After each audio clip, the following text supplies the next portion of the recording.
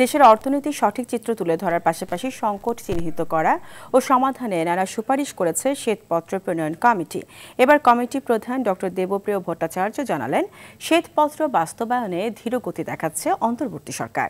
সকালে রাজধানী ধানমন্ডিতে গবেষণা সংস্থা সিপিডির কার্যালয়ে বাংলাদেশের কারিগরি ও বৃত্তিমূলক শিক্ষা নিয়ে আয়োজিত মিডিয়া ব্রিফিংয়ে তিনি জানান, শুধু শ্বেতপত্র নয়, নানা খাতে সংস্কারে গঠিত টাস্কফোর্সের সুপারিশ বাস্তবায়নেও অচলাবস্থা দেখা দিয়েছে।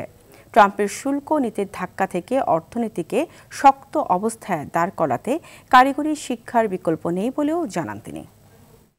অবহেলার শিকার হিসেবে রয়ে গেছে আমাদের সমাজে যে বৈষম্য এবং অবহেলা আছে তার প্রকাশ আমরা শ্বেতপত্র প্রণয়ন কমিটি উত্তর পরিস্থিতিতেও ঠিক একই রকম ভাবে অব্যাহত থাকা লক্ষ্য করছি। সরকারের পক্ষ থেকে যে টাস্কফোর্সের পক্ষ থেকে আগামী দিনে যে পদক্ষেপ করার যে সুপারিশগুলো এসেছিল তার ভিতরেও কিন্তু এই বিষয়টিকে গুরুত্ব সহকারে আনা হয়েছিল।